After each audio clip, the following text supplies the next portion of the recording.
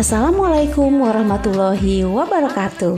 Saya Siti Nurmilansyah, calon guru penggerak Angkatan 8 dari SD Negeri 1 Lembur Sawah, Kabupaten Sukabumi.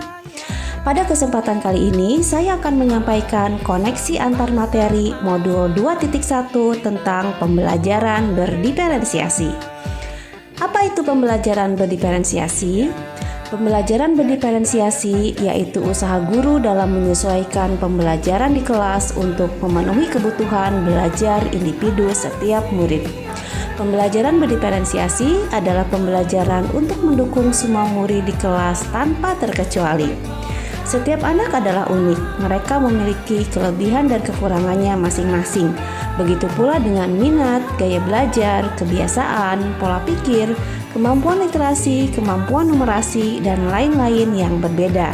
Untuk itu diperlukan usaha guru untuk dapat memenuhi kebutuhan belajar murid yang berbeda-beda tersebut agar mereka merasa nyaman saat belajar di kelas dan tentunya tujuan pembelajaran pun dapat tercapai. Bagaimana caranya untuk dapat melakukan pembelajaran berdiferensiasi di kelas? Untuk dapat melakukan pembelajaran berdiferensiasi yang harus dilakukan oleh guru adalah memahami tujuan pembelajaran, mengetahui dan merespon kebutuhan belajar murid, menciptakan lingkungan belajar yang mengundang murid untuk belajar, melakukan manajemen kelas yang efektif, dan melakukan penilaian berkelanjutan.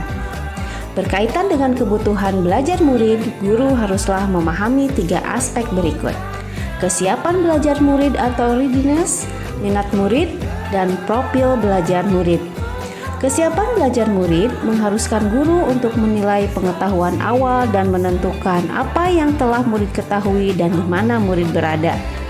Minat murid, minat setiap anak pasti berbeda-beda. Minat merupakan salah satu motivator penting bagi murid untuk terlibat aktif dalam proses pembelajaran. Profil belajar murid diantaranya lingkungan, budaya, gaya belajar, dan kecerdasan majemuk siswa. Kebutuhan belajar murid dapat diidentifikasi berdasar cara-cara berikut ini: mengidentifikasi pengetahuan awal, mengamati perilaku murid, mereview dan melakukan refleksi terhadap praktik pengajaran, berbicara dengan guru di kelas sebelumnya, menggunakan berbagai penilaian formatif dan diagnostik, serta membaca laporan belajar siswa di kelas sebelumnya. Strategi untuk mendiferensiasi pembelajaran ada 3. 1. Diferensiasi konten, 2. Diferensiasi proses, 3. Diferensiasi produk.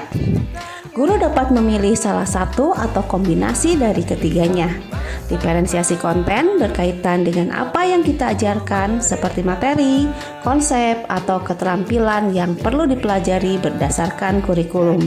Diferensiasi proses ini berupa kegiatan yang memungkinkan murid untuk berlatih, memahami, dan memaknai konten dengan cara membedakan proses yang harus dijalani oleh murid. Sedangkan diferensiasi produk adalah berupa bukti yang menunjukkan apa yang telah murid dipahami dengan cara membedakan atau memodifikasi produk sebagai hasil belajar murid, hasil latihan, penerapan, dan pengembangan apa yang telah dipahami. Adakah keterkaitan antara modul pembelajaran berdiferensiasi dengan modul-modul yang lain? Tentu saja ada.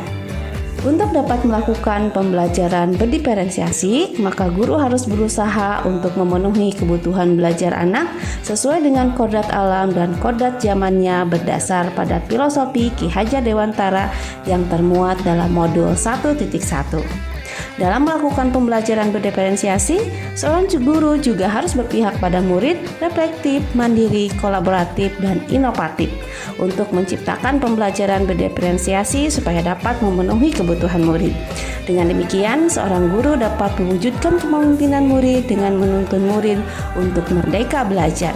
Hal ini sesuai dengan nilai dan peran guru penggerak yang termuat dalam modul 1.2. Pembelajaran berdiferensiasi dapat menjadi salah satu strategi untuk mewujudkan visi guru penggerak yang berpihak pada murid. Hal ini tentunya sesuai dengan apa yang termuat dalam modul 1.3.